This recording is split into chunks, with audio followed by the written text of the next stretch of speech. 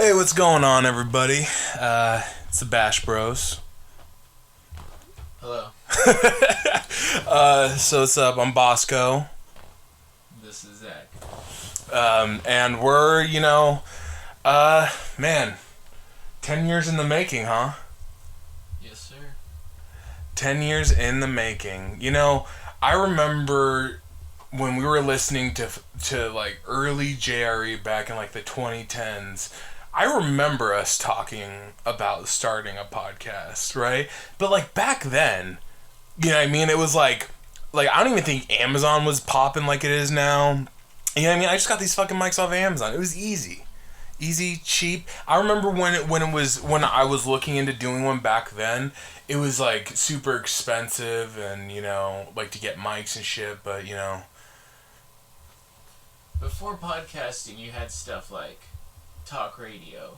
right. So, before podcasting got big in the mid 2010s, there is stuff like, stuff I definitely listened to, like Coast to Coast, a classic. The legend, Art Bell. The legend. A classic precursor to, a lot of like mystery and spooky podcasts that are really popular these days.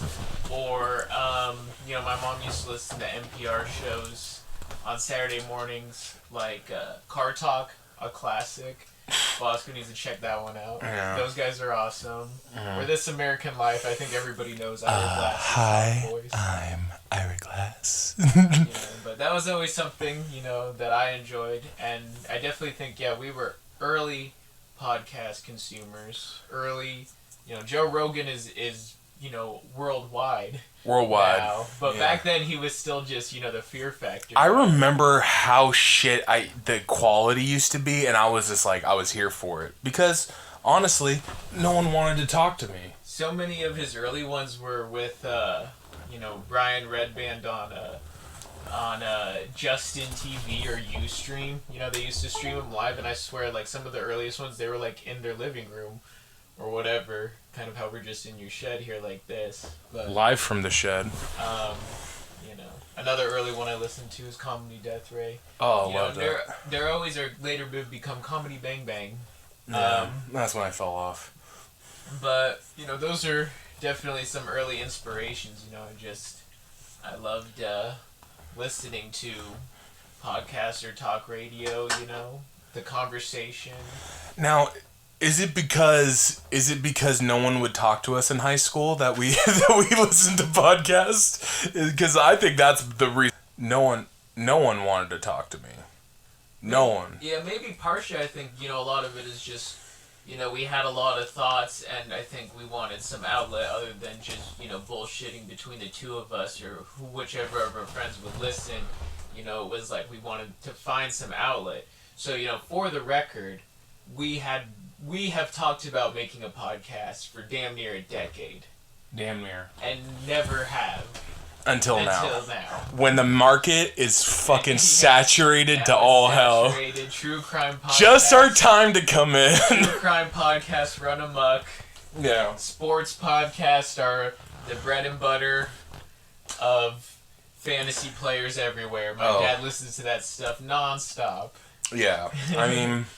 But, we're two very, And every comedian nowadays has a podcast, too. They saw what Joe Rogan did, or Adam Carolla's early days, the Adam Carolla show. Those people, every before he became a fucking conservative goon. Every comedian saw how successful that format was for those two, now, Right. It'd be hard-pressed to find a comedian who doesn't have a podcast. Yeah. And, we're not comedians. No. We've never done stand-up before. But well, I have, and I've done terribly.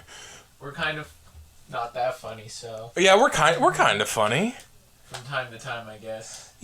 We're okay. But, I don't know, we just kind of wanted to put this out there. And for the... also... One thing I have to say about myself is I think a big thing that kept me from, diving in and doing it was I kind of get performance anxiety. Yeah, I can see that. Too, so it's like... Oh, I definitely do. Whenever, I don't really have a problem with public speaking, but, my computer's acting weird. But, when, like if I had to like get up in front of anybody and talk or whatever, like I will talk and I'll do it, but like I don't know why, but it's like the fucking, for some reason whenever I like get up in front of people, I just start like tapping my foot incessantly, like shaking almost like I have some kind of disease or something, you know what I mean? And but yeah, I guess that makes sense, you know. I think this is going to be definitely a learning process, finding the rhythm. For sure. You know, taking what we think are good, engaging, and fun conversations that would be enjoyable for anybody to be a part of or just listen to, but then having that actually translate into something meaningful and something people would give a shit about in podcast form. You know, that's going to be the challenge. There's definitely going to be a learning curve. Definitely, you know, and I think the thing is that we're two guys, handsome. We've got a face for radio, but a voice for print. But you know, like, we talk each other's ears off incessantly, and our friends, and they interject and they talk, but I think me and you probably have the most passion for talking. Yeah. But that's because we're fucking narcissistic assholes. Perhaps. But we're gonna. I always like to use the phrase "you hold court," so holding court. You can hold court on the podcast. Exactly. I mean, yeah, that's literally all that's going on. Both hold court. Exactly, at the same time. The court of Zach and Bosco. Exactly. It's now in session. Welcome, everybody in the gallery. So like we're gonna do just like some basic stuff. Like me and Zach, we watch a lot of movies. We'll drop some movie discussions. I think we're also possibly thinking about doing some music type stuff. Talk about music. But we're gonna try and do this show at least once a week to get something out on a regular basis, But with that being said, you ready to start? Yeah, let's get into it. Why don't you start with a topic you're passionate about currently? Well, there's only one real topic right now that really kind of has my attention. It's a story that's like ongoing, and I think it's really important because I think living in America, we were all from a young age taught to believe that we live in a meritocracy. You know what I mean? If you work hard, then you'll succeed, right? And with these tax leaks from ProPublica, you said you'd heard of them before, I hadn't. And they got a hold of some. And I feel like this is an important story to talk about, even though it's like fucking taxes. Who gives a you know what I mean? It's like, oh my god, so fucking boring, right? Who wants to fucking talk about taxes on end?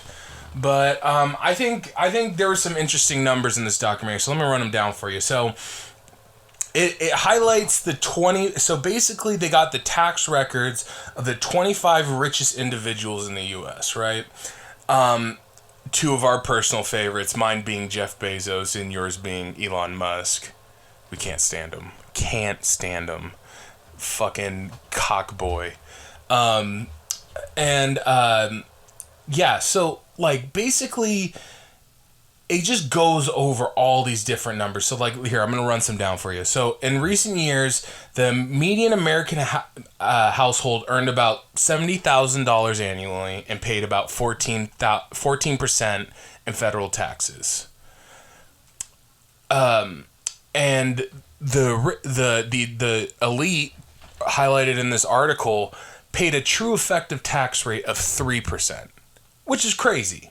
It's crazy. Like, you think, I mean, just that off top. Like, how is it fair? It isn't. It isn't at all. That's the asked and answered. It isn't fair. So 14% taxes for the average person. Right. Working federal middle class. Right, about $70,000 annually. And about 3% for upper class, but where does that number start? Are we talking people who are making more than 100K? It's more than half a million. In the article, it just highlighted the 25 richest Americans. Okay. All right. So so they say in the article, we compared how much in taxes the 25 richest Americans paid each year to how much Forbes estimated their wealth grew in that same time period. We're going to call this their true tax rate, right? Those 25 people saw their worth rise a collective $401 billion from 2014 to 2018, and they paid a total of $13.6 billion in federal income taxes those 5 years. So yeah, that's about 3.4% right there. From 2014 to 2018, such households saw their net worth expand by about $65,000 after taxes on average, mostly due to the rise in values of their homes. But I don't know if you caught this story recently. I might talk about it another time, but it's a crazy story. But basically, we're on the verge of another housing bubble. I don't know if you're aware of this. No. But not a homeowner. Yeah, I mean, yeah, of course, we're in our fucking 20s. Late 20s. But basically, there's all these companies outbidding people on, like BlackRock, that are outbidding people on homes, where it's a company, like, owning a home, right? Because that's what they see the next big payday is being America's landlord. And it's a very scary story. Like, if you think about it, just a company, just a big conglomerate company owning all these fucking houses. I mean, it's gonna be impossible for people our age to fucking own a home. And they're getting overbid in cash. They're paying above the asking price. So regular people like us, they get their money together, right? They're like, all right, we saved a bunch, we have enough for a down payment, we got the loan, right? And then here BlackRock comes in and fucking bids like $50,000 over the asking price in cash. And then what do they do with those homes? They rent them out? Yeah, they rent them out. They basically, like I said, they basically want to become America's landlord. You know, it's one thing interesting, here in the Bay Area, at least, there's been this, in the past year, there's been this, I don't know how much of this is media sensationalism and how much merit there is to this continuing trend that I've at least noticed in the media of, like, the people being like, Californians are leaving the state en masse. And, but I will admit, since I've been here back in the Bay Area over the past few months, I definitely have noticed a lot of homes on the market. I possibly might be a seasonal thing. I don't know when houses go on the market most of the time. But anyways, I see them get bought very quickly, though. Right. Houses and that's get snatched up. Right. So I'm like, if people are leaving, like, why are these houses selling so quickly? Because take, for example, a historical example of this, let's say like the Midwest, like Detroit or a Midwestern city. Right. When people leave those cities, those houses were left derelict. Right. They weren't like snatched up like it's that. like Detroit's like the abandoned city. It happens. People may leave, but the houses can get bought quickly. Right, They're not left abandoned. Right, and that's what I'm telling you about. It's like these companies. It's not just BlackRock, but that's one of the biggest ones I've seen in talks of this. But, like, there's a lot of people who are pissed off because they can't fucking even make a bid on a house without getting outbid by a fucking company. And that's sick. Because generational wealth is built by owning a home, right? That's something that, like, I didn't really even realize until I read this story, but it's true. You think about it, the house gets left down to the kids, whether they sell it or keep it. That's, like, the money. And, part of your class standing depends on where you live too. A nicer house in a nicer neighborhood means nicer schools, means access to better health care, to better resources, public or otherwise. Right, exactly. So, sorry, that's a little bit of a tangent, but basically back to the article, the tax document. So yeah, okay, so this was an interesting thing I found. Okay. Consider Bezos, 2007, one of the years he paid zero in federal income taxes. Amazon stock more than doubled Bezos' fortunes, left 3.8 billion according to Forbes, while he reported a paltry 46 million for him. Paltry for him. In income largely from interest and dividend payments on outside investments. He was able to offset every penny he earned with losses from side investments and various deductions like interest expenses on debts and the vague catch-all of category of other expenses, right?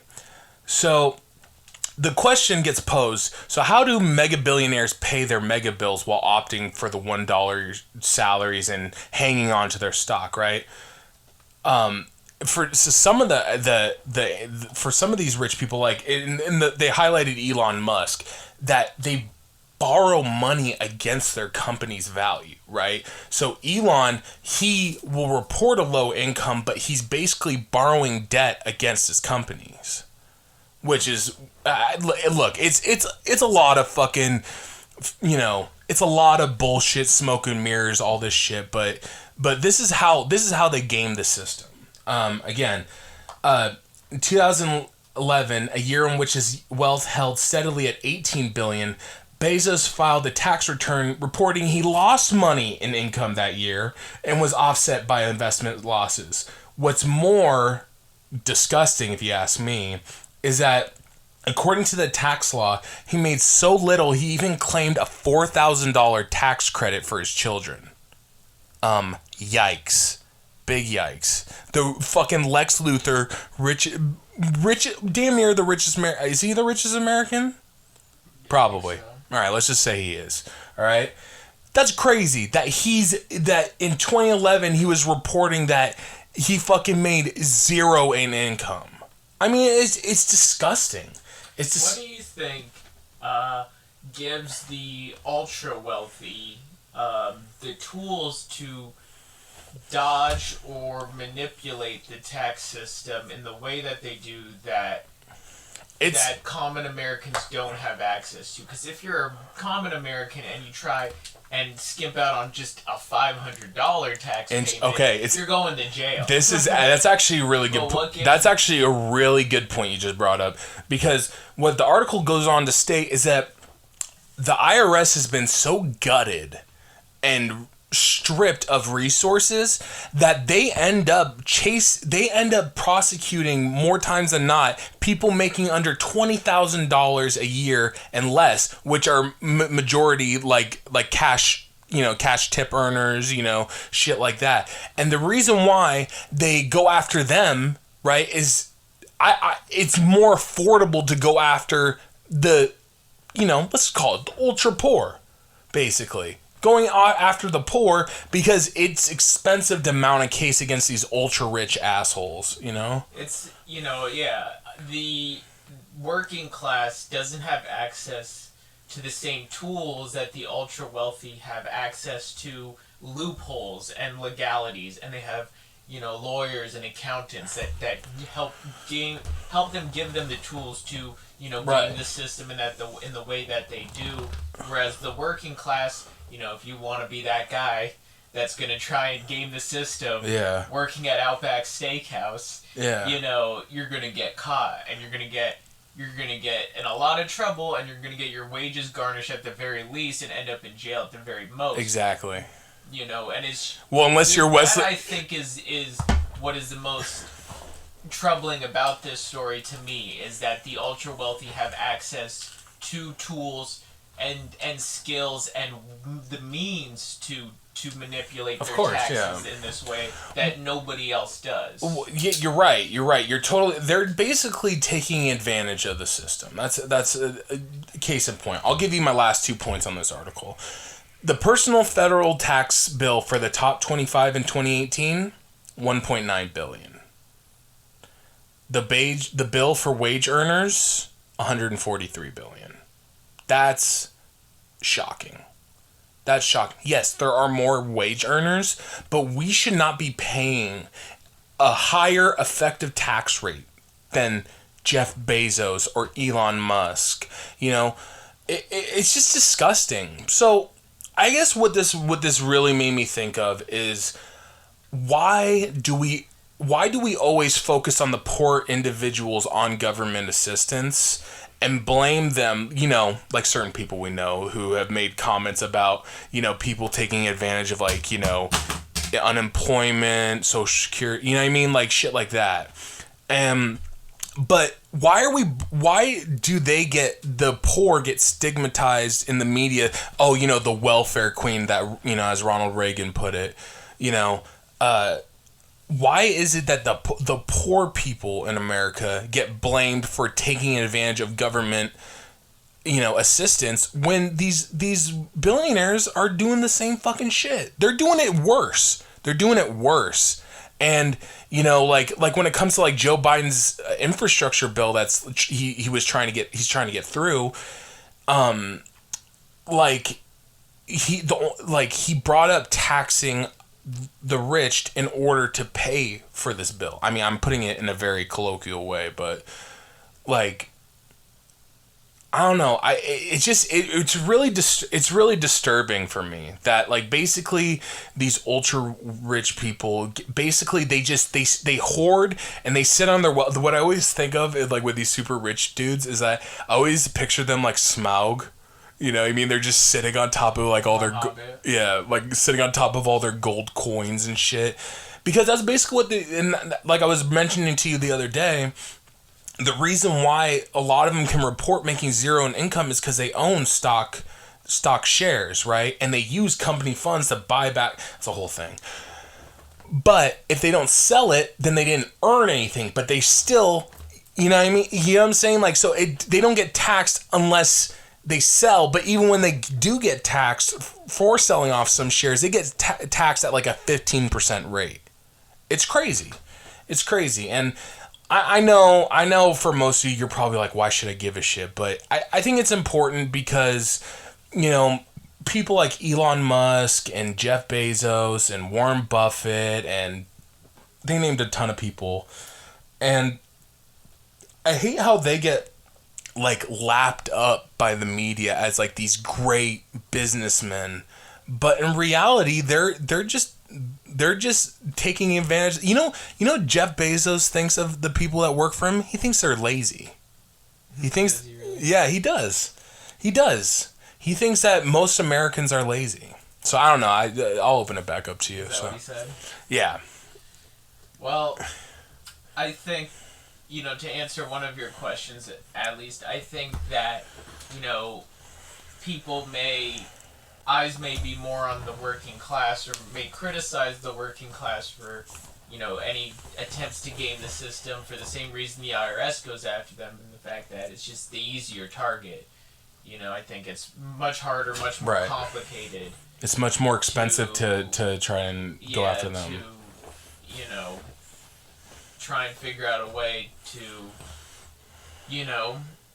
change how taxes are done in America, especially for the ultra wealthy. So I guess my question at the end of all this is, what can be done? Is it policy? Do we have to change tax policy? But yes. That's never seems to go anywhere, right, in America. Or like, do we, how do we rally people to this cause, I guess, to just make sure that that the ultra wealthy in our country are paying their fair share of taxes and aren't paying 3% to our 14%. Yeah. That 3% to our 14%. 3%.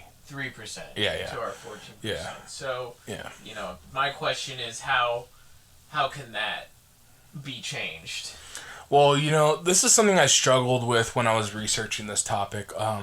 Because like the thing is like with an issue like this where it's like so, it's like bigger than us. It's like, I don't know. It's like, it's not, there's nothing we can do in the immediate term about it, right? This has to come from like the government, basically. The president, the government has to fucking give a shit and do something. The feds. The Fed, right?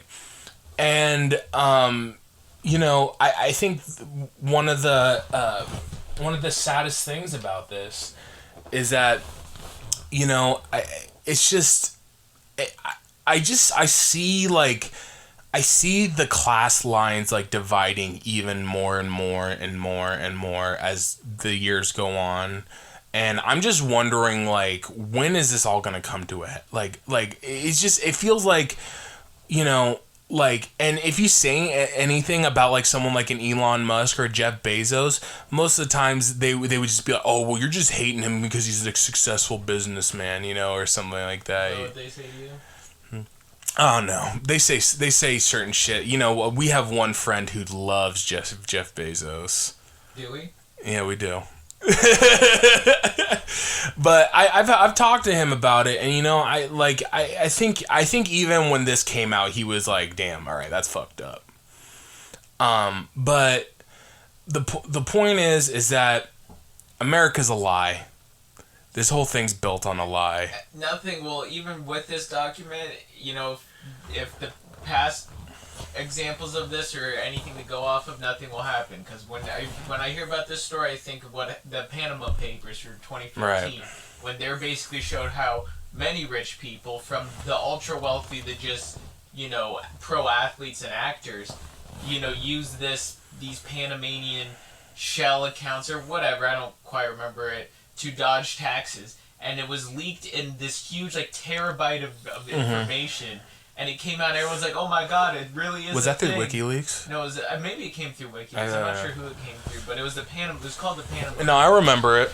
And everybody's like, oh my god, it's really a thing. Like, we all knew this, you know, like unspokenly or outspokenly or whatever, but here it is in writing, and then everyone's like, all right.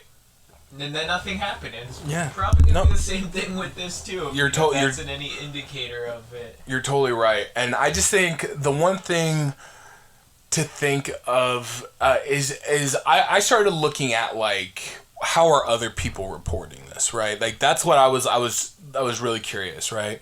So, of course, I always check the Washington Post because, you know, Jeff Bezos owns the Washington Post. I'm sure that they were going to, you know, try to run cover for him, just like they did when, you remember, like, when they had, when his phone, between him and his mistress, all that shit got leaked, right? Well, he was like, well, you know, my phone got hacked by the Saudis because I was Jamal Khashoggi's boss, right? You know, the guy that got murdered, right? Mm-hmm. But in reality, what it was, you know, it was this whole, you know, like the brother of the mistress was like leaking it to the National Enquirer and shit, and it was really scummy. But the point is that the Washington Post ran cover for him, right? And so, like, I think that's the more interesting story of that, right? So when I started looking up, you know, like, what is their response to this? I mean, I showed you the other day, literally like 6 articles. It was like, why we should hold the brakes on blaming Bezos. You know what I mean? It's like, it was like a lot of like I said, running cover for these people for, you know, shit that, and I don't know. I think Jeff Bezos owning the Washington Post is problematic for many reasons. You know what I mean? Because he basically has his own newspaper to run propaganda for him. One that's already established. Exactly, and already exactly. That's the thing. Because if Jeff Bezos just started like the Amazon News or some shit like that, you know, yeah, that'd be pretty obvious. Yeah, it was like blatantly like. But with all right, what is Amazon News? Yeah, say? but WAPO, they get you know, they have credibility, right? And that's what Jeff Bezos bought. And so in a way, he got his money's worth. I mean, you know, but I think it's just crazy all the responses I'm seeing this. I mean, Merrick Garland, who's the U.S. AG, Attorney General, he said like, oh, my top priority is to research how these leaks got, and you saw Mitch McConnell saying that the other day. He was like, oh, I don't know how these taxes got leaked, you know. And, you know, I think we should look into those people who leaked these documents. And it's just like, why are people focusing on the issue of how it got leaked and not why is this shit so supremely fucked up? Oh, because protecting business is the number one priority of most U.S. politicians at a federal level, at least. Right, exactly. So yeah, that was basically all I had to talk about today. Well, I can say this one thing, in regards to him owning that WAPO, Washington Post, whatever. What they say is in America or everywhere, the poor work for their money, but the rich have their money work for them. So. Yes. That's Jeff Bezos. Yeah. All the elites, their money works for them. And it's like how they get grants from the feds for their science, their space program. Dude, Jeff Bezos just got that money from the government to fucking do his Blue Origin spaceship. He did. While he was complaining about them giving out stimmies to people last year, he was complaining about stimmies being given out on his Twitter as he's receiving subsidies from the government for his space project. SpaceX, yeah, I don't know. It's sorry,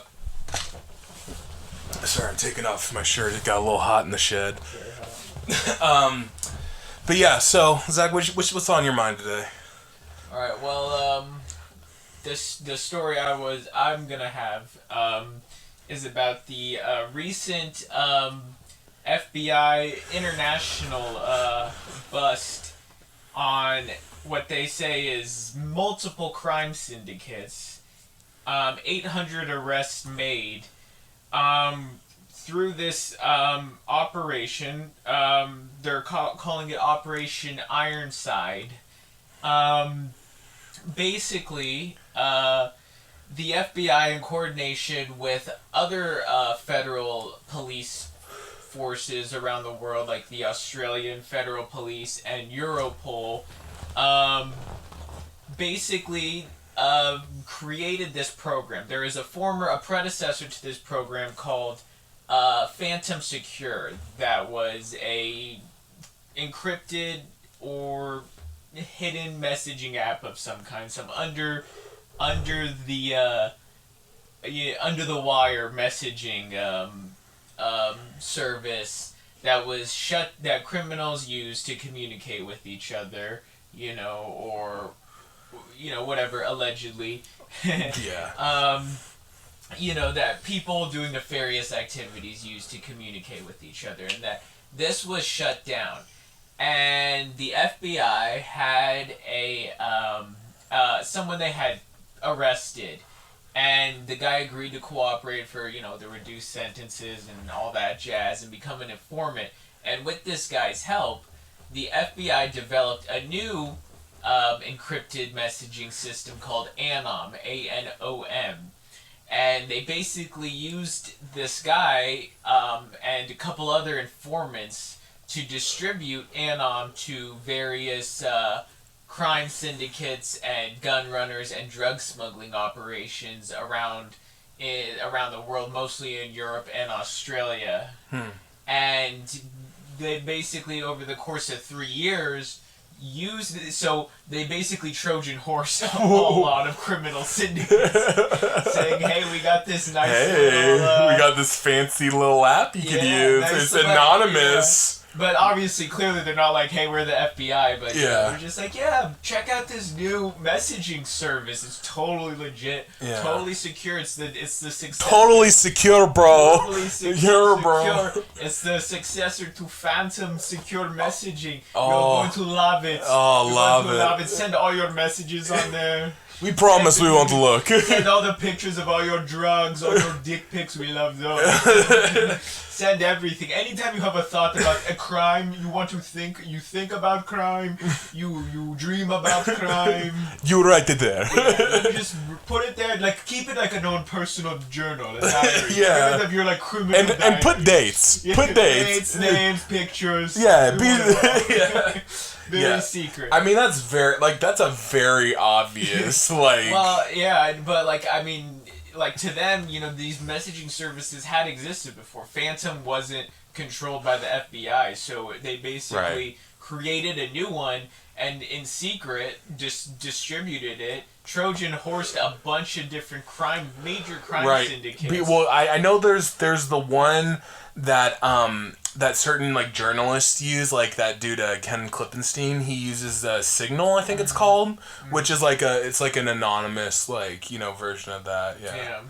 So basically, they use this to collect evidence over 3 years, and then just recently, I believe it was on June 8th, just about a week ago, in coordination with the evidence the FBI had gathered, over 800 arrests were made in Europe and Australia. But here's something interesting I saw.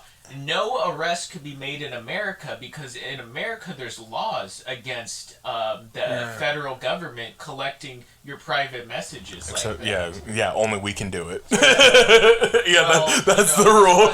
This was an operation run by international governments with the help of the FBI. Was just doing it just because they're buddies, I guess, with Europol and on the Australian police, but privacy laws in America, which is something that's always under attack, but is actually good for most people, helped prevent any arrest of anyone here in America.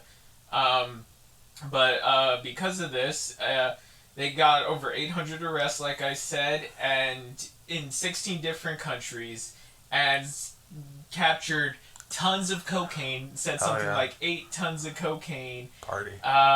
Tons of marijuana, tons of guns, luxury cars, all the goodies. Pretty much think like what international crime syndicates, whatever they got it all. They got it all. That just sounds sexy. International crime syndicate. Well, they got busted here in this case. It's sexy and fun until you get caught. Until the Turkish police are knocking at your door. So, I just think it's interesting. I always like to gravitate towards news. Any headline. You like a lot of like world politics. Yeah, I like anything that's just interesting, or I like a lot of espionage or intrigue. Yeah, I get stuff. that. Yeah. So this is just one that Trilateral Commission. This is just one that caught my attention recently and was That's very interesting. Seized millions upon millions of dollars, and I mean, someone's in trouble. Yes.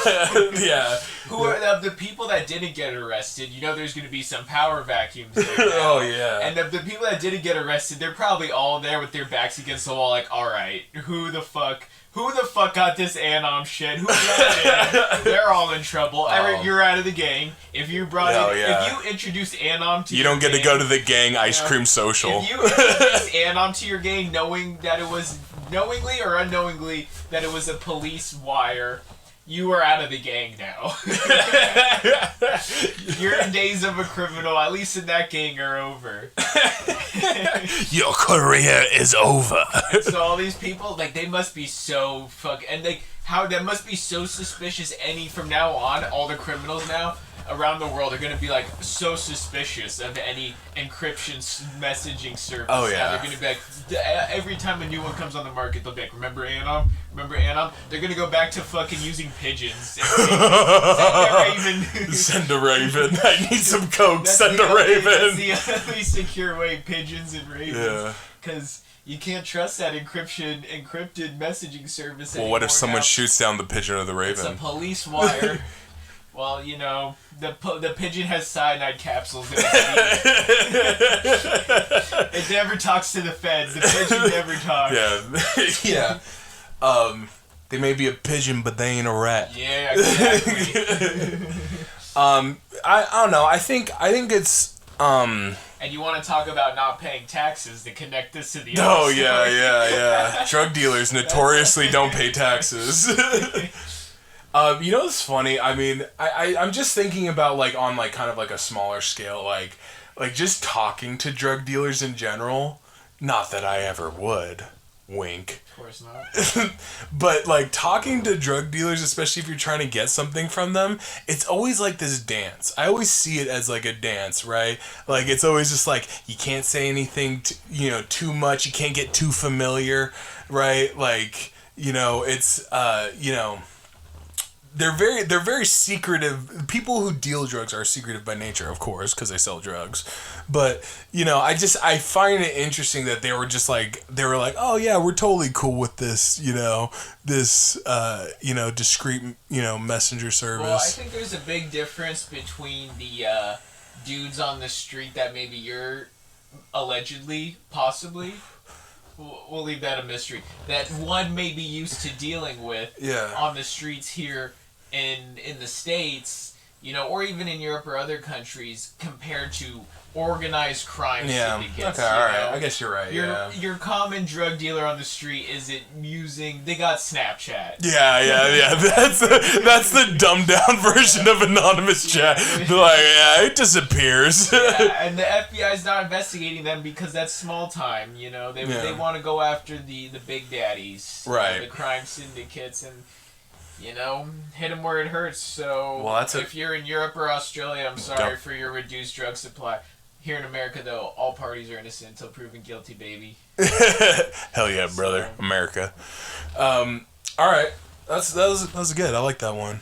Yeah, you know, if we were doing this podcast, I was thinking of other articles. Like, if we're doing this when the Ever Given happened, the Evergreen ship, I would have loved to cover that story. Oh, the Panama Canal ship? Suez Canal, The Suez Canal, my bad. Well, you're talking about the Panama Papers. Or the Panama Papers would have been good, too, at the time. Or, the one that I was the heist. The Dresden Museum heist. Yeah. Where they got away. I mean, maybe if we do, like, in retrospect stories, because... Yeah, that might not be a bad idea. We'll jot that down. Other heists, that have occurred, real ones. Yeah. That have occurred, that Dresden Museum heist had me, like, captivated for a good minute when that was going down at the late 2019, I think, that happened. I think they're still at large. I don't know if any of the things that were stolen were ever gathered from that. But, yeah. So, drug dealers, stay safe out there. Yeah. Stay safe out there. All right, so I brought another story to the table, to the shed. I brought it to the shed. It was basically... I don't know. This past year, obviously... It was a weird one. Oh man, you know what I hate? I hate it when people go like, "Oh, that wasn't on my 2020 bingo card." Unprecedented. My God, I never want to hear the word unprecedented again, unless it's like, "Wow, your dick is unprecedentedly huge." That penis is unprecedented. Yeah, but one thing I thought was interesting that was like kind of like ongoing last year was there's always like knocked over my mic. There's always like these like get rich quick schemes, right? They always exist, right? They like, there's I think I'll get into that later, but there was a lot of like get rich quick schemes, whether it was like the GME, GameStop stuff, Doge, even AMC to a certain extent, and I think I'm still holding AMC and Doge. Nice.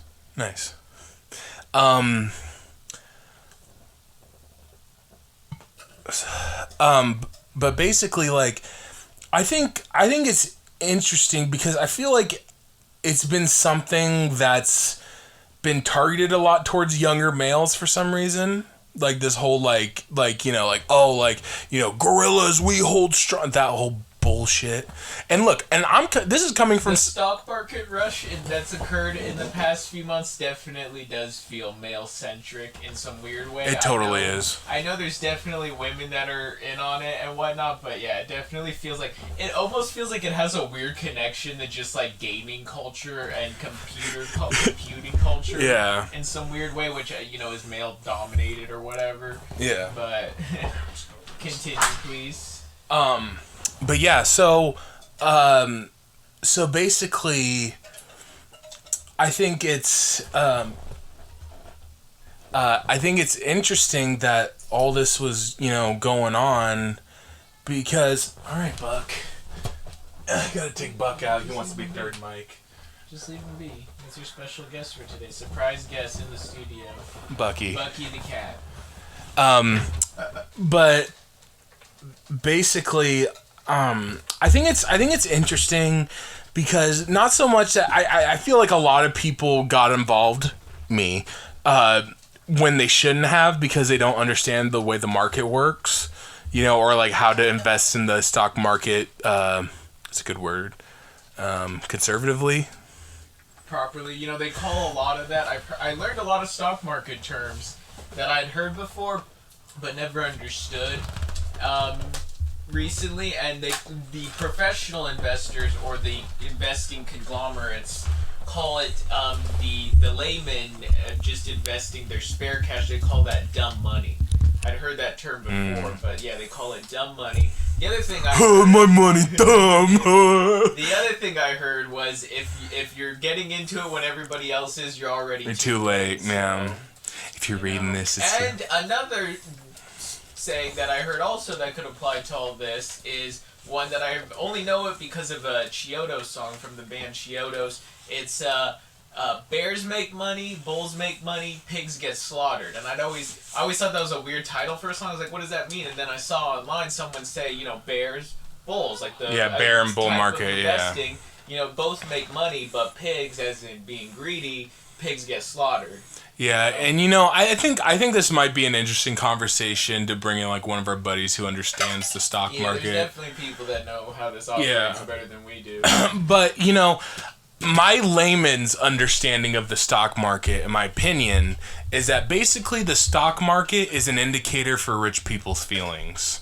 That's honestly how I feel. I feel like, and I think this whole thing showed how how volatile the market really, how playing the stock market can be really volatile. Like it's and especially with these cryptos, man, like the cryptos seem like, man, there are some like, dude, I saw one the other day that was diarrhea coin. Diarrhea coin? Diarrhea coin. Nice. Yeah. I would invest in diarrhea coin. Yeah, but you know what I mean? It's like all these, like, I just like, I think like, let me not forget NFTs, which were huge this year as well. I had a lot of buddies, I had one friend who was like into this NBA top-ups thing, right? Where they get like NFTs of like certain moments in basketball, like, LeBron, did this, but fucking bullshit, whatever. And I don't know. I think that it's very, I think it speaks to a larger problem. And I think this actually ties to my first story in that I feel like there's especially last year, there's a general like hopelessness, right? There's a general like, everything's shut down. Economic anxieties for sure, right? And you realize how fragile your job could be. Oh, totally. All these fucking cocksuckers are like, oh, I got healthcare through my. For a lot of people our age, we've witnessed a couple economic collapses. Yeah, we had 2008. We had. So I think at this point, for a lot of people our age, we're like, wow, you got to get in anywhere you can. Yeah. Get that money anywhere you can. Right. Be it's the stock market, the hustle generation, international the drug hustle, smuggling, the hustle. Or OnlyFans or whatever it may be. Side note. You gotta turn, in America nowadays, you gotta turn your hobbies into commodities. Right, and that's what we're doing right now. Yeah. The day I'm paid for this, someone should get sued. Yeah. Most likely our moms will just listen, but you know what? They will be loyal listeners. And Bucky. Yeah. He loves it. That's our fourth view. Yeah, that's our fourth view. Spotify, yeah. Buck. And he listened to it 5 times in a row. Yeah, he's a huge fan. He listens to it when he goes to sleep, when he wakes up and makes breakfast, when he does the dishes. Yeah. When he licks his feet. But I think it speaks to this bigger problem, like I said, that I don't think that there's a lot of like young people our age who believe that they could become successful or wealthy by normal, quote unquote, normal means, right? Just go to your job 9 to 5 and right. And there's there's a lot of stuff. I probably next week I'm probably going to talk about like there's like this whole thing right now where like even like anchors on like CNN are saying like, what's wrong with this generation? They don't want to get out because they're getting that unemployment check, the $300. Oh, thanks. You know what I mean? And like, I think, you know, there's like a lot of boomers who are going like, why don't you just get back out and work? And I think that this year in particular, it had a lot of people like re-examine their lives. I mean, you know. Definitely. I think it added a sense of urgency to a lot of people. Right. And I think people kind of looked around and are like, you know what, I don't have to do a job that I don't like. Exactly. And you know, everything's so fragile. Right. A lot of us were just working for a paycheck, right? We're just working to get that paycheck. And you know, the thing is that I think that there's this big movement right now where there's a lot of people who are just like, they want to work from home. Maybe, you know, a mom decided that she wants to, spend more time with her kids or whatever. But the point I'm trying to get to here is that I think that especially with all these like get rich quick, you know, like the NFTs, Doge, whatever, all that stuff, I think a lot of it has to do with like kind of a like you said, an economic anxiety and like a hopelessness that they will never reach like measurable wealth unless they like, you know, unless it's by like some like fluke, like a GameStop stock or like, you know, something like that. And I think, you know, it's like a gold rush almost. Yeah, pretty much. It's almost exactly like modern that. Day gold yeah, rush exactly. And I was like that last dude coming into San Francisco, we were like, I want to try to find some gold. But, you know, like, and the people making the money are the ones selling the tools. Right, exactly. And I think there was a lot of shady shit behind the scenes, of course, you know, with like Citadel, you know, like which owned Robinhood, like preventing people from buying shares, right? If they want to buy, you know, a bunch of shares, they should be allowed to, right? That's what the whole point of Robinhood was. I think that was somewhat interesting. The name's ironic. I know, right? Ironic. Well, the whole point of Robinhood was to be an app for small investors. The dumb money. Right, exactly, the dumb money. And, you know, I just think that this speaks to a lot of people of our generation, and maybe even the younger generation, but, you know, that we feel like, you know, a lot of us come out of school with just fucking debt, you know, all this stuff, like right out the starting blocks, right? We get out right out the starting blocks in some debt, right? And that's why a lot of our brightest people, they end up working on Wall Street or working for some fucking company, you know what I mean?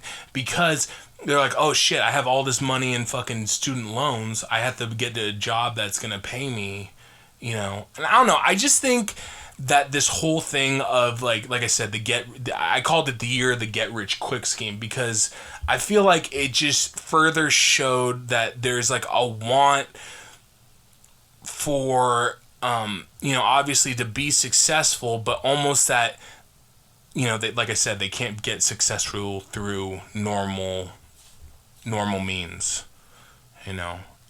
So I don't know, what do you think? It's like paper chasing en masse. Yeah, exactly. And like I said, a lot of people, young people especially, like aren't happy with jobs they have. Nobody wants to be stuck, you know, in an 8-hour a day, 5 days a week or more, doing a job that they're not happy with, where they don't like their supervisors, they don't like their coworkers, they're not getting satisfaction about it, they're not passionate about it. Right. Everybody's sick of being stuck in here, especially because in that state, but especially because you're not getting compensated, or you don't feel like you're adequately getting compensated for your time.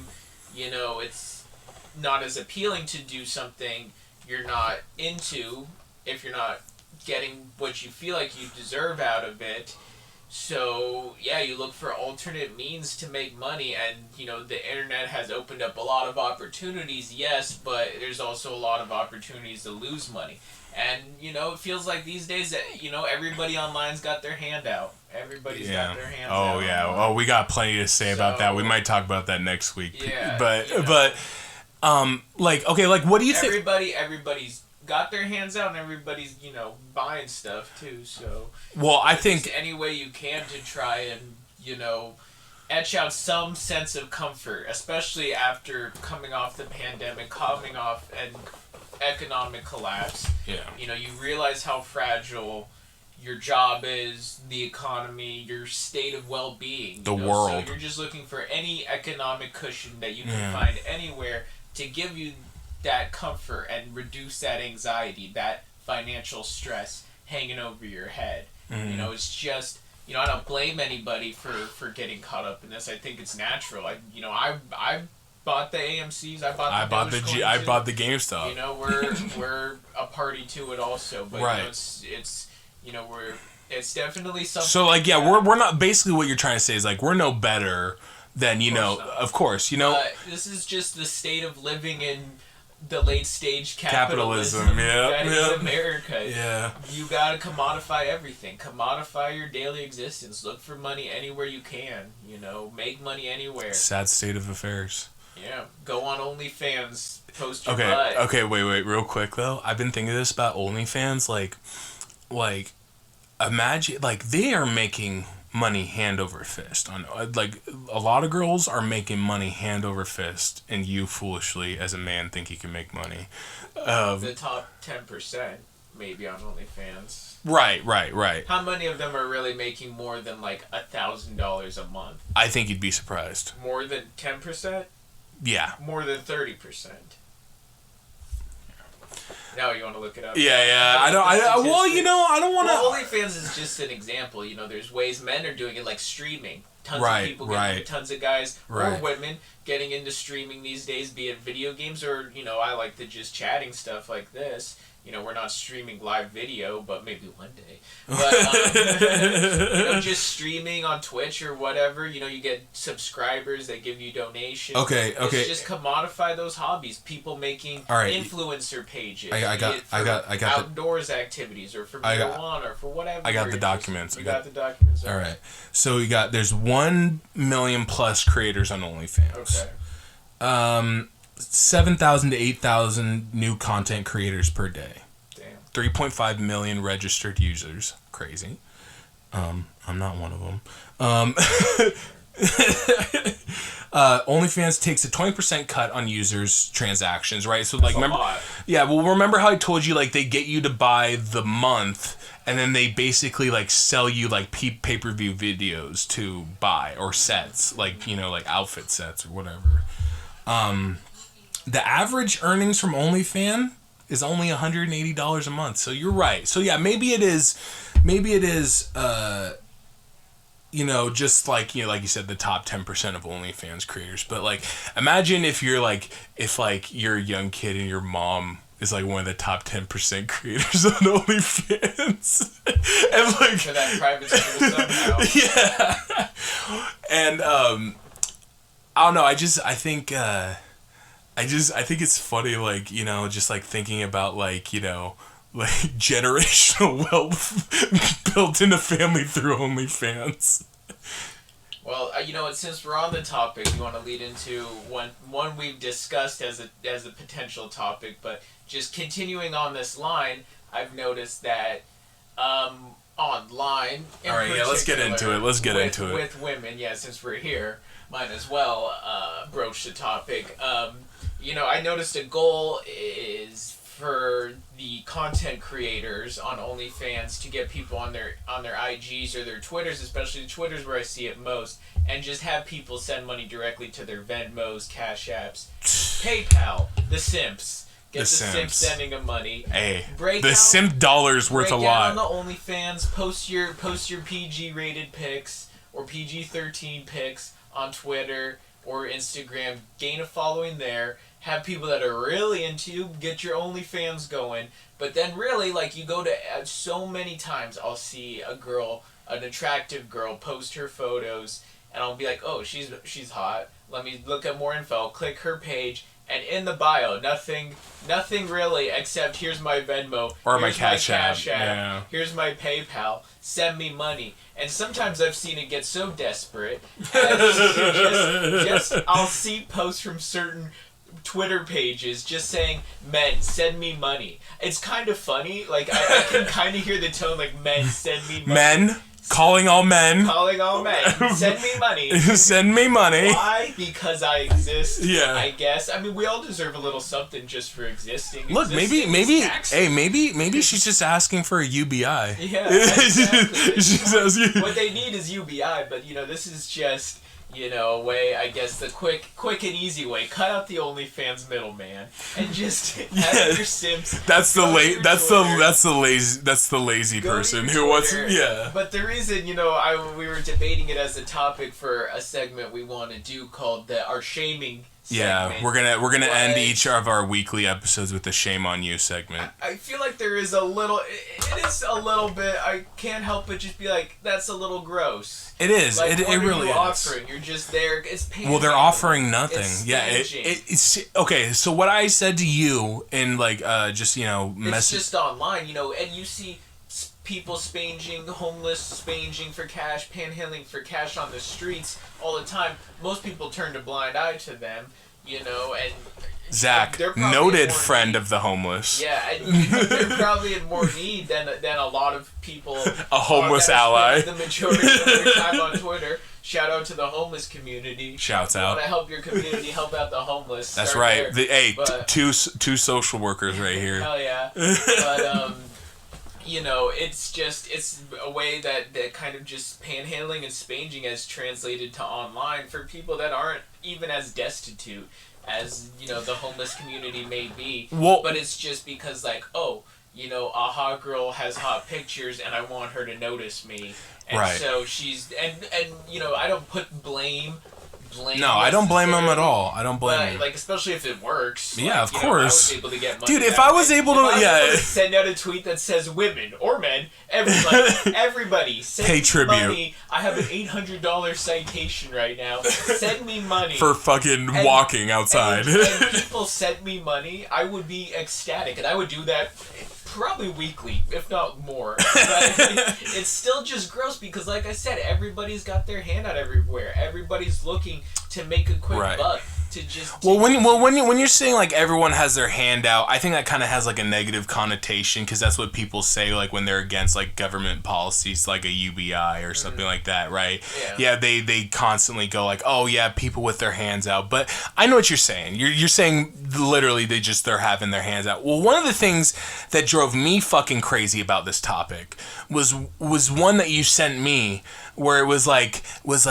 Please donate to my Cash App. I need more gender-affirming clothes and all this stuff. I'm like, bitch, I wish I had people sending me money for clothes. Yeah, so that's the one where in conversation maybe I've been swayed. I can swayed a little bit after having this conversation with another friend.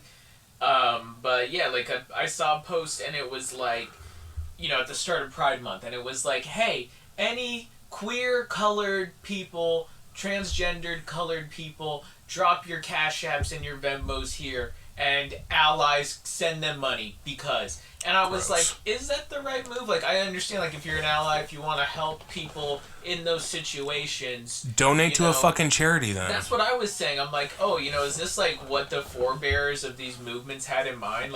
Just every individual collects cash from other individuals just because. Well, every movement gets co-opted in some way. Yeah, I mean everything is going to be commodified. Be it your identity, or transgender movements, your identity, everything that you can get. But our friend did point it out to me. He said, he was cut people like that a little bit of slack because a lot of times. Those people, he was like, I hear your point with saying send money to more community-based organizations, right. That's what makes sense to me. The cause for everybody. He's that's probably the move in the long run, but short term, there are people out there who are destitute or homeless because they are a transgender person or because they are a queer person. They can't get stable housing because they're queer or they're transgender. Right, and I'm part of the LGBT community in general. And I'm totally for supporting trans, queer, whatever on the LGBTQAI plus, I think. Something like that. Don't butcher me for that. Just say LGBTQ. LGBTQ plus. Yeah. Well, there's just so many goddamn letters. I can't remember them all. Oh, come on, boomer. All right, but yeah, that did sound. Anyway, but I don't know. I think the point that I would make with this is that I think like I understand that, and I'm totally for trans rights, all that shit. And But all like this friend expressed to me, sometimes individuals can be in bad situations financially or housing wise. I'm in a bad situation financially because of you're there because you are who you are, and these people. What is that? What does that mean? But these people are there because they're transgender. I mean, because they're queer, they are put in a situation where they can't find stable housing. They're kicked out of their house unexpectedly. They can't land a good job. I can see that. Yeah, I guess in the micro sense, I would, maybe it can be a kind move, but I would. For when it comes to strangers online, I'm just like, how do I know this person's really who they? That's say my they that's are? my point. If you know someone individually like that, yes, of course, lending the helping hands to people to people in your community is good. But the online thing, there's a little bit of a disconnect there and a little bit of a detachment. If I'm going to be completely honest, it feels like a grift money, a little bit. Yeah. It feels like a grift a little bit. It feels like you're just throwing money into the crypto void. Yeah. Rather than actually one of the things helping further these causes. Right. So I guess the challenge here is like striking a balance between like aiding individuals and also aiding the larger community in your local area or the country.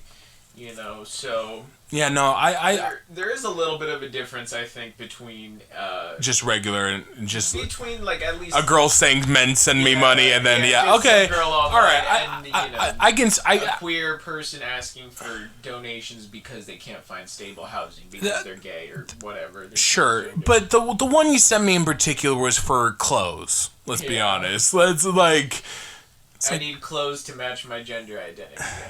Yeah. I mean, I'm just trying to find the right, That would be a situation where someone in that person's immediate life will not buy them clothes. That loves them can say, hey, you know what? I have extra women or men clothes that you can have, or I have a friend that has extra clothes. We all got extra clothes. We all could clear dude, so many. Why send them money? Say, why can't you send me the clothes directly? Why is it got to be the cash? Because currency. Because they want to go to the store. They want to go to the store and have one of those 80s yeah, exactly. Hey, it's real. It's real. As you're looking at my fucking multi-$1,000 record collection. There you go. Yeah. Imagine if you started posting online that you're like, hey, can people send me money for my record collection? I'm very depressed. And then what if people did?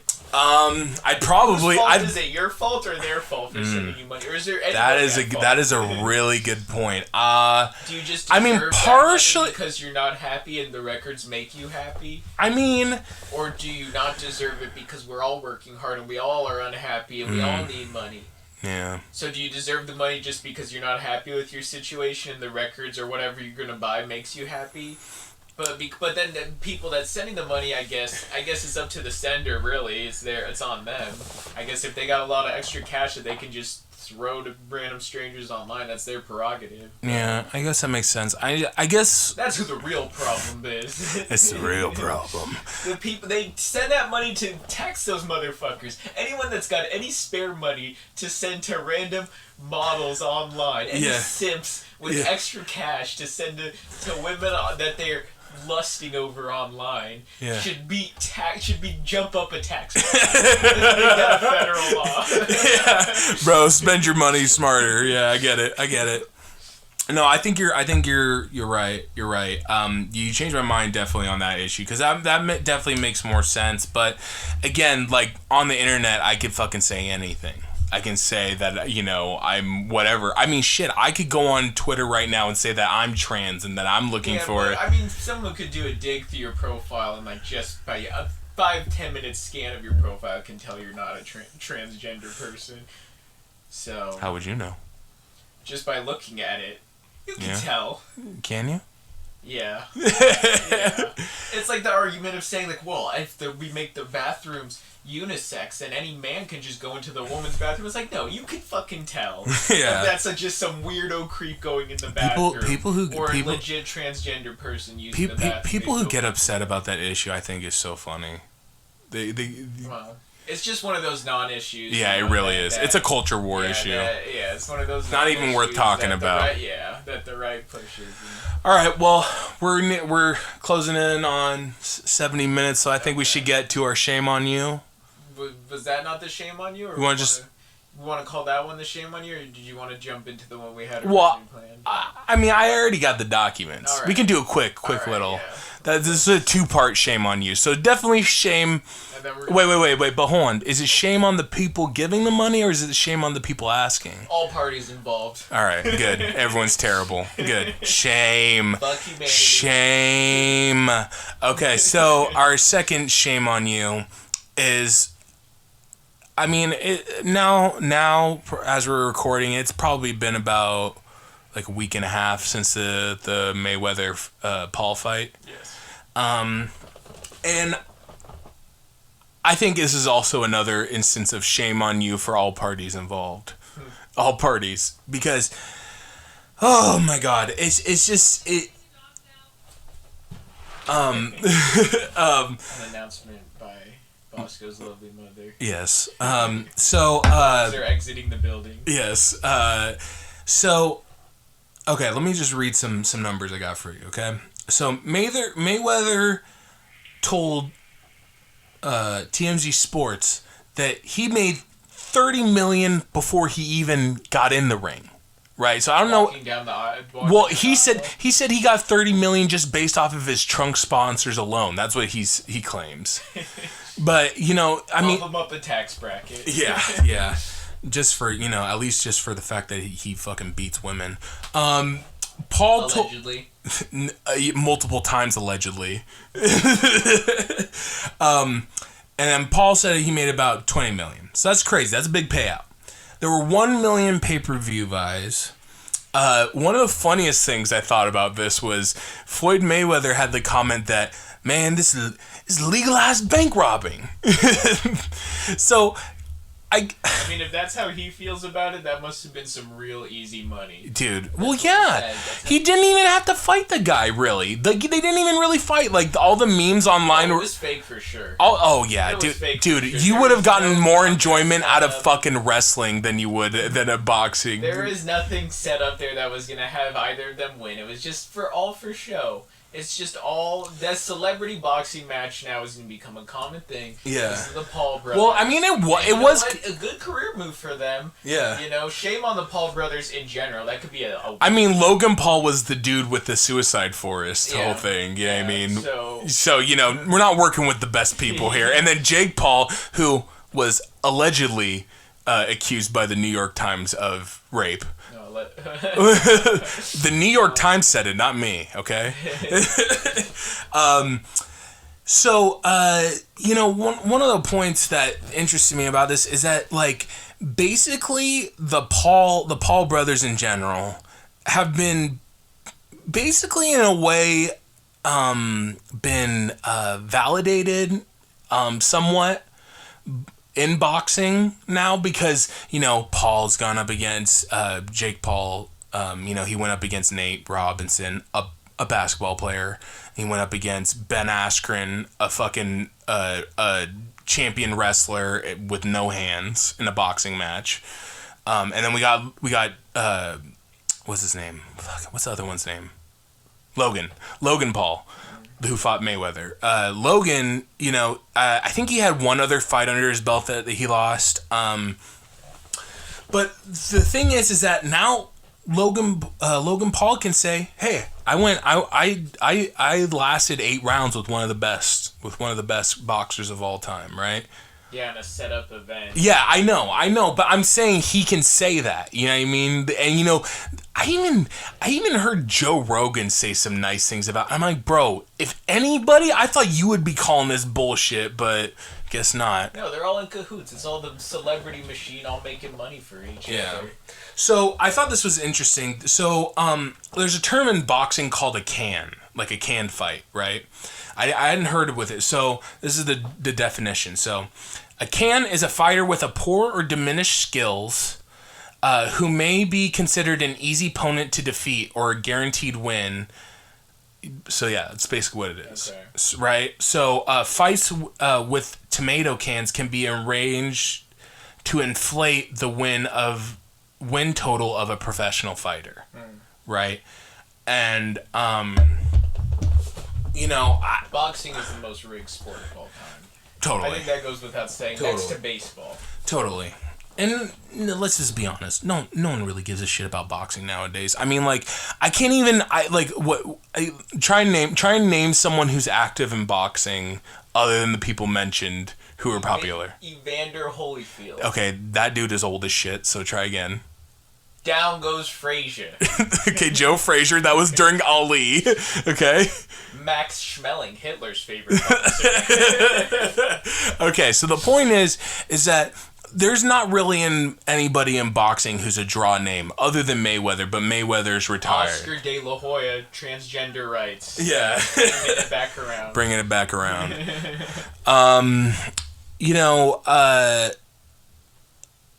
I don't know. I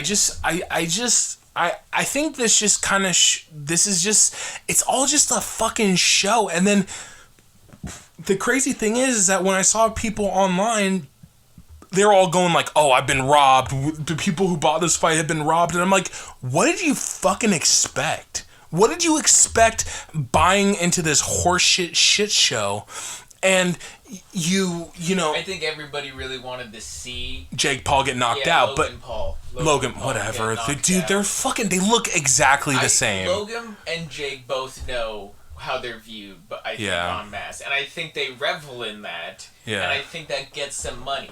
The problem with the Paul brothers... They're professional heels. We, as a culture, we have a problem of making stupid people famous. And making stupid people a lot of money for being stupid. That should be on the fucking the Statue of Liberty. We're famous for making stupid people famous.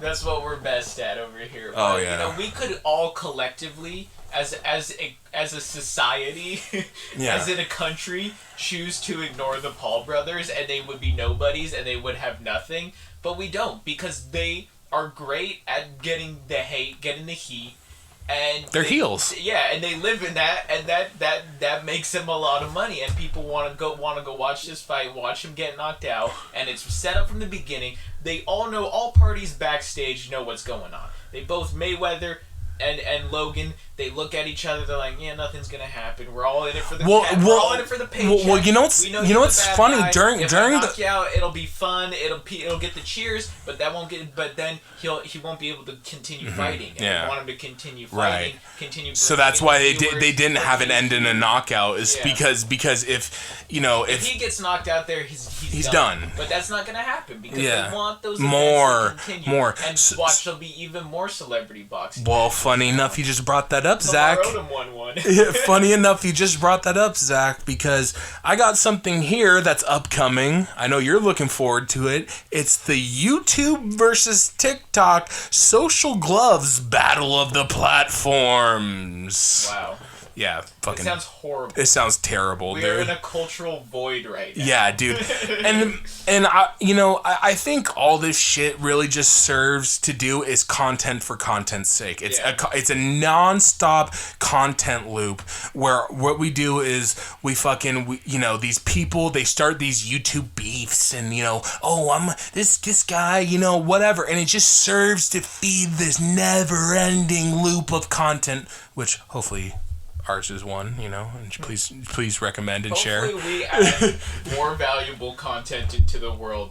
That's the bar we're trying to reach. That's the bar we're trying to reach. If we have a 0.5% of the viewership that the Paul brothers have, but our content is much more valuable, then we will have succeeded in our mission. That's true.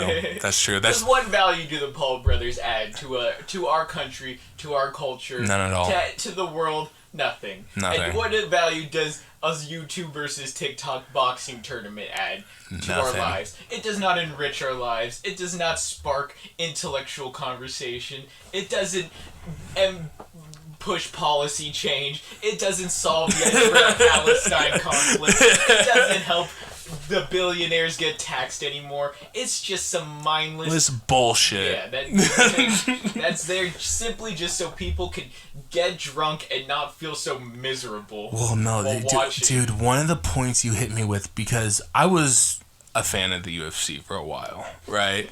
And, you know, me and you, we've had at length discussions about combat sports. Every time I'd watch UFC, you're like, this is the dumbest shit I've ever seen. Would that be fair to say? Boring. As a spectator sport. Right. I want to make that clear. I've never participated. Maybe it's very fun. Maybe it's a great sport to participate in. But as a spectator sport, it's lame. It's dull. It's boring. But the point you hit me with when you said that a bunch of... the only reason why you say fighting is good is because a bunch of dudes got together, bought the pay-per-view, and then they got drunk enough to convince themselves that it was worth the purchase. Yeah, dude, that... Oh, my God. That was... And I was prepared to fight you on that, but you hit me with that, and I was like, shit, he's right. he's right. Because sometimes I'd buy these fucking pay-per-views, and they're like $60, and then I'm just like, that wasn't really worth it. It brings me to my next question. You know, a segment we wanted to do is a weekly conspiracy theory. And a lot of my conspiracy theories are based on stuff being fake. I'll save the one I had in mind for next week. But this brings me to an interesting one that I consider every now and then. I've heard other people echo it. Is sports fake? Sports large, professional sports. How often are professional sports rigged? You see it in the NBA gets this question a lot, and everybody's like, of course the NBA is not staged, of course it's not rigged. But then ask the 2000... See, people will complain online, and it feels like people will be like, oh, does the NBA want LeBron to win? Does the NBA want the Lakers to be good? Sometimes it ask no. Ask the the 2001 Sacramento Kings. They went up against the Lakers, the Kobe Bryant, Shaq Lakers. They went up against them in the first round, and man, like the amount of bullshit in that series, it seemed like, yeah, they were trying to push, you know, Kobe and Shaq, you know, basically the Lakers into the finals. And you know what's interesting this year. I mean, we know that celebrity boxing matches are fake, but the question here is how much does this... So we're definitively saying that the Paul fight was fake, right? I'll go out on a limb and say 90% of these fucking celebrity boxing matches are rigged. And you know what? Wrestling's fake. Way more entertaining. All right. Now if Jake, at least you're the open about it. Yeah. All right. Yeah. Kayfabe is a thing, but no one's lying to themselves and be like, yeah, this is gonna be a competitive. They're showmen. But yeah, you know, I mean, it's interesting. How much does this trickle out into actual elite athletes in the professional levels, at the highest levels, NBA, NFL, pro boxing, UFC? I don't know. How much of that is rigged or fake? There's a lot of people that think that the commissioners and the leagues make more money when certain teams and certain players succeed. The Patriots. Certain storylines. How come Tom Brady's always winning? Maybe he's just the greatest quarterback that's ever lived. Or maybe it's rigged so he wins every time because that gets the most views, that gets the most money. Tom Brady's the cash cow, he's the golden boy. Yeah. Have him win time and time again for eternity. Is that all I get? Come on, give me a smooch. Give me a smooch. Tom Brady is still winning Super Bowls into his 50s. Football's fake. If LeBron James and the Lakers win another goddamn NBA championship, the NBA's fake. I don't know. I think certain aspects of it could be rigged, but it being fake overall, I don't know if I can... I don't know. That would... I mean... Maybe on the micro level, like, season matches aren't rigged, but, like you're talking about like playoffs, the storylines, like this great player, be it LeBron or Tom Brady or whoever. Okay, I'll give you an example. I'll give you a fucking example. It makes me still upset to this fucking day. The fucking Super Bowl between the Niners and the Ravens. Okay, the bullshit Super Bowl. Okay, all right. Yeah. They turned the lights. Oh my God! Not even just that, okay? But the storyline going into it was, oh, Ray Rice. You know, not Ray Rice. That's the dude that beat Lewis. it. Ray Lewis. Okay, Ray Rice was on the guy Ravens, so I'm not that far off. But Ray Lewis, you know, that was his last year. So his last year in the NFL, he just happens to make it to the bowl, right? The Niners are. This is the 2013 Super Bowl. Yes, and the Niners were winning handedly.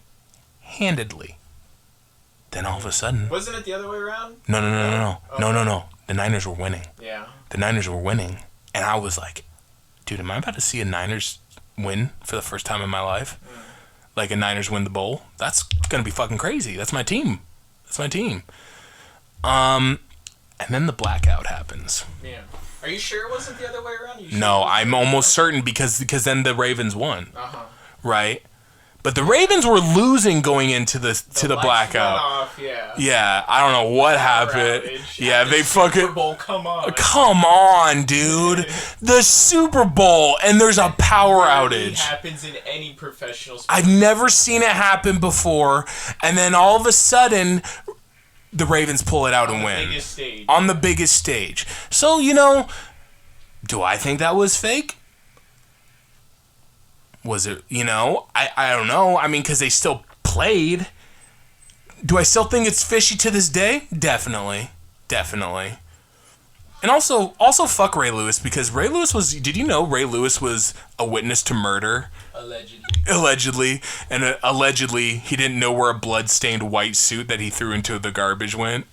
Well, he's just a rough guy who lives a rough life. Well, you know, he's one of those dudes who adopts Jesus and then, you know, basically can just hide under that whole, you know, I'm a religious man bullshit.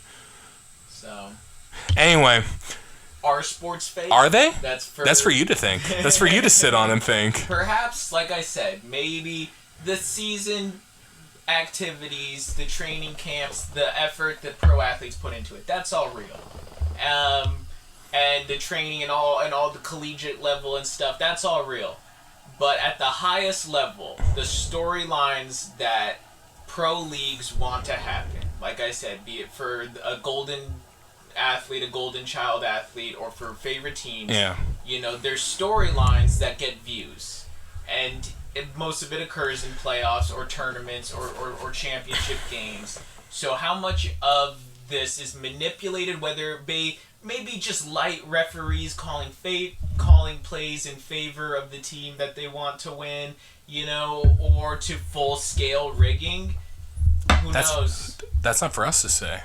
No, I don't know, but how much of what the league commissioner and the league wants for financial gains, how much of that plays a role in who the eventual champion is?